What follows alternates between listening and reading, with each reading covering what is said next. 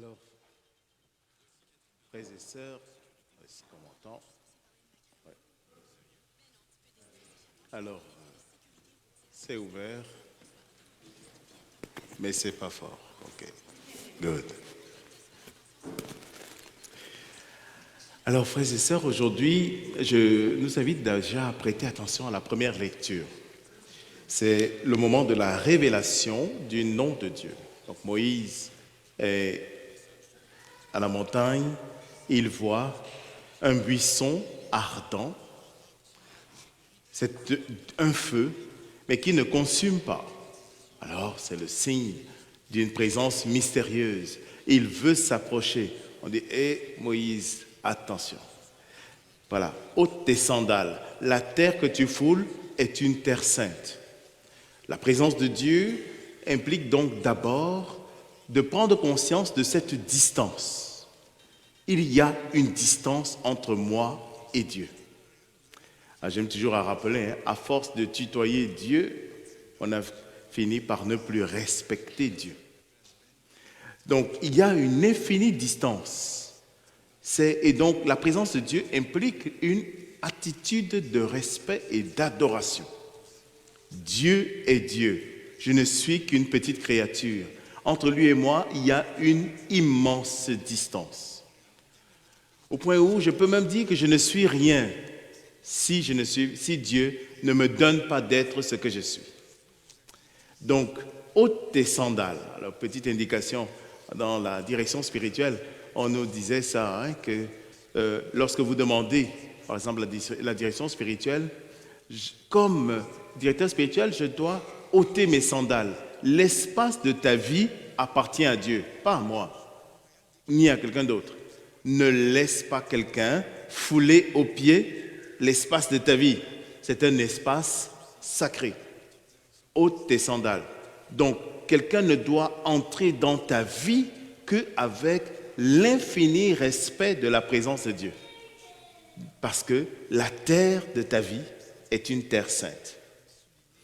Donc, il y a une immense distance entre moi, c'est pour ça que c'est un manque de respect terrible si je foule aux pieds ta dignité. Parce que je marche sur l'espace de Dieu sans respect.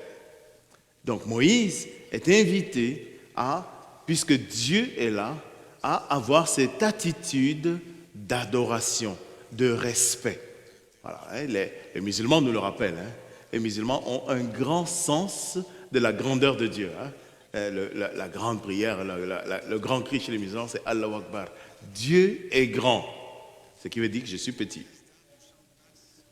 Et si je suis petit et que Dieu est grand, il y a une infinie distance. Mais, vous avez remarqué, ce Dieu ne reste pas loin. Il entre en dialogue avec Moïse. Donc notre Dieu, c'est un Dieu de transcendance, mais aussi d'immanence. Il crée un lien avec nous et il se fait proche, à la fois distant et très proche. Donc Moïse est donc invité, on lui demande d'ôter ses sandales, mais pas de rester dehors. Rentre sans tes sandales dans l'espace de Dieu et tu entres en dialogue avec Dieu. Et Dieu se révèle à toi. Et comment il se révèle? Je suis. Voilà, Dieu se révèle comme une présence agissante, une présence efficace. Il ne se révèle pas comme un voisin, je suis à côté. Il dit, je suis. On peut penser, je suis à l'intérieur même de ta vie. Ou plutôt, je te fais rentrer dans mon espace et je te fais être ce que moi, je suis. Donc, Dieu nous donne d'être en sa présence et il nous transmet toute la plénitude de son être et de sa vie et de la majesté de sa sainteté. Alors Moïse est donc invité à rentrer dans cet espace de vie. J'aime beaucoup ce texte-là, il faudrait le voir en détail.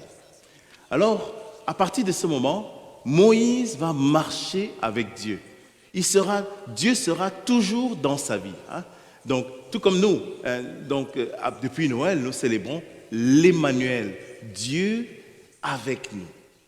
Hein, comme j'ai déjà dit ça, hein, que quand je célèbre la messe en portugais, c'est toujours un grand moment. Hein, o Senhor esteja convosco, Ele está no meio de nós. Le Seigneur soit avec vous et avec votre esprit. Je suis vraiment très content qu'il soit avec mon esprit. Mais il est, on répond en portugais, au milieu de nous. Il est au milieu de nous. Au milieu de nous tous, mais au plus profond de la vie de chacun. Dieu n'est pas un voisin avec qui on entretient des relations plus ou moins cordiales. Dieu est au plus intime de nous et il marche avec nous. Il se fait compagnon de vie, compagnon de route, surtout dans l'épreuve. Alors j'ai déjà cité ici le Monseigneur Durocher, l'archevêque de Gatineau, qui avait répondu à cet article d'une journaliste dans la Presse Plus. Cette journaliste avait rejeté la foi, hein, c'était comme un grand rejet de la foi catholique, ça fait partie de la cathophobie ambiante. Hein. Elle rejetait cette foi qu'elle a apprise dans le catéchisme. On nous a appris un Dieu, on nous a enseigné la présence d'un Dieu qui est à la fois un mélange de Père Noël et de Superman. C'est un bon gars, un nuage quelconque de bonté qui traîne, mais inefficace. Qu'est-ce qu'il fait lorsqu'il y a des drames dans nos vies, lorsqu'un enfant souffre, lorsque je suis, pardon pour l'expression qui revient souvent dans ma bouche, lorsque je suis dans la marde, mais qu'est-ce qu'il fait lorsque je suis en difficulté? Lorsque la croix marque durablement ma vie, il est absent, alors elle rejette ce Dieu. Monseigneur Durocher lui a répondu. Évidemment, la presse n'a jamais publié ce que Monseigneur Durocher a répondu. Il a répondu, ce Dieu que tu rejettes, moi aussi je le rejette parce qu'il n'existe pas. On nous l'a certainement enseigné, un Dieu d'une bonté quelconque qui restait un peu sur un nuage. Mais notre Dieu à nous est un compagnon dans l'épreuve, compagnon dans le combat, compagnon lorsque la croix se fait présente. Alors dans l'Évangile, il y a une situation dramatique. Ce sont ces situations dramatiques qui arrivent souvent, hein, chaque année on a ça. On a toujours l'accident qui nous choque. Des jeunes, par exemple, qui sont allés, il y a eu un accident, des jeunes en moto qui sont rentrés dans un tracteur. Des jeunes, je prends les jeunes, mais on a tout le temps des situations dramatiques qui arrivent. Alors, ça c'est les situations qui arrivent aux autres, mais les situations qui nous arrivent à nous. Hein. Tout va bien dans ta vie, et puis subitement, là, ça ne marche plus. Je comptais tantôt, la veille, j'étais au gym, le lendemain, je suis branché de partout, on me dit, oulala, ton cœur, il ne va plus bien. Bon. Et donc, quelle est la question qu'on se pose à ce moment-là? Pourquoi moi? Ou alors, commence alors une série de questions, ou une série d'attitudes, où nous cherchons quelque chose. C'est qui le coupable? Qui est responsable de ce qui m'arrive? Lorsqu'il y a un accident, une situation dramatique qui arrive, donc, alors souvent d'ailleurs, vous voyez les camions qui arrivent, c'est écrit le coroner. Le coroner va nous expliquer l'enchaînement des événements qui ont amené à cette situation. Et on va nous dire, si nous évitons cet enchaînement, nous n'aurons plus cette situation. Oui, mais ça ne répond pas à la question existentielle. Pourquoi moi? On m'a expliqué ce qui est arrivé, mais on n'a pas répondu à la situation existentielle que je vis maintenant. Donc, voyez comment la souffrance nous enchaîne dans un tas de questions. Donc, j'ai dit, cette situation, comme dans l'Évangile, on dit, au fond, une autre manière de voir les choses. Au fond, tu payes quelque chose, mon homme. C'est ta faute. À partir de mercredi, nous allons avoir les enseignements sur Job. La question terrible de la souffrance. Donc, je ne serai pas là pour expliquer la souffrance, mais nous allons essayer de rentrer dans la complexité de cette souffrance, de la difficulté que représente la souffrance. Les amis de Job disent à Job, écoute Job, ce qui t'arrive là, tu es coupable. Hein? Donc, tu as sûrement fait quelque chose. Lorsque, par exemple, dans une situation donnée, on voit, par exemple, des jeunes sont morts. On dit, on le savait bien, ils fument de l'herbe. Hein? On le savait bien, ils étaient imbibés d'alcool. On le savait bien, ils ont fait telle chose. Donc, au fond, c'est bien fait pour eux. Donc, dans cette même logique, on accuse. Voilà. Et Jésus de dire, mais ils ne sont pas plus pécheurs que toi. Donc, ou alors, maintenant, si on cherche des coupables à l'extérieur, si on ne peut pas trouver des coupables à l'extérieur, on cherche le coupable en nous-mêmes. Donc, ce qui m'arrive, c'est certainement de ma faute. J'ai fait telle chose. Nous rentrons alors dans le cycle infini de ces questions ou de ces dynamiques intérieures qui sont auto-accusatrices. Mais c'est un cycle, nous allons frapper un mur. Jésus dit, au fond, ne rentre pas là-dedans. Aristote dit cette parole, il dit, quand tu rentres dans le cycle des questions où tu n'as pas de réponse, il se peut fort bien que tu te poses la mauvaise question. Donc que tu rentres dans un mauvais chemin. Ne rentre pas dans le cycle des coupables, ou alors des coupables désignés. Ne rentre pas là-dedans. Rentre dans un autre cycle. Change de cap. On va dire que c'est normal. On cherche évidemment toujours ce qui nous arrive. Et donc, une fois que tu es arrivé au mur, change de cap. Est-ce que c'est une opportunité pour toi? Qu'est-ce que le Seigneur t'enseigne à travers ces événements? Quelle est la voix de Dieu qui est présente dans cette circonstance particulière, dans cette situation que tu es en train de vivre? Est-ce que tu peux transformer ça en opportunité de changement?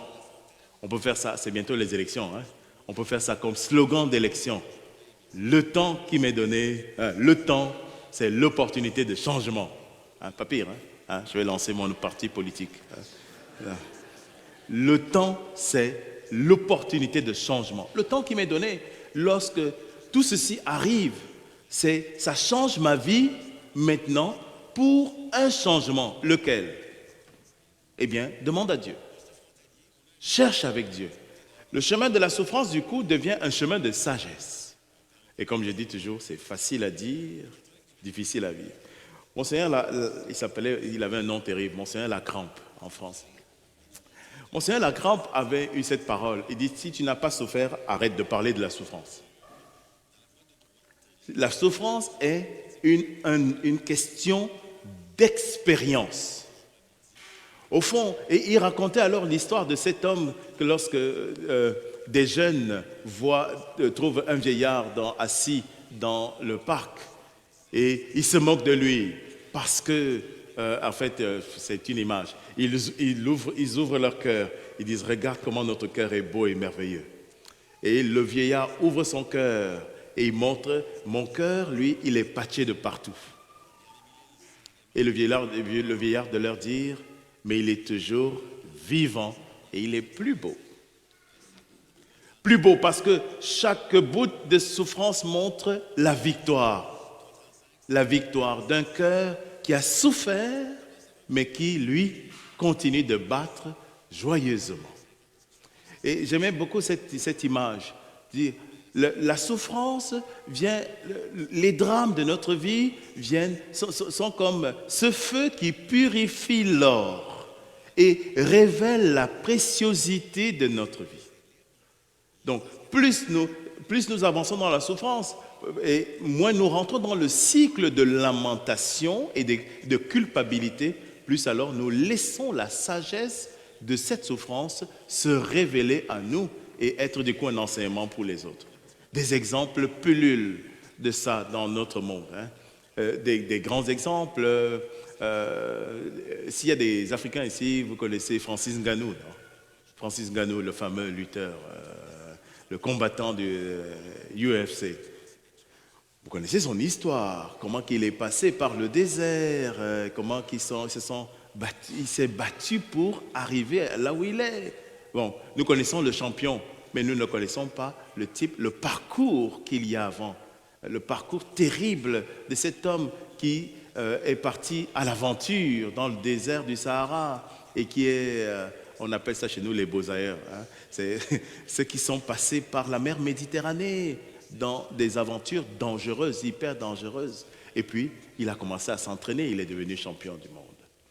Bon, ça c'est le happy end, mais nous connaissons aussi les situations terribles d'échec.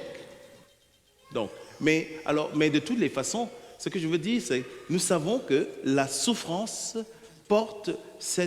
est un creuset qui révèle en nous la sagesse de Dieu, l'opportunité.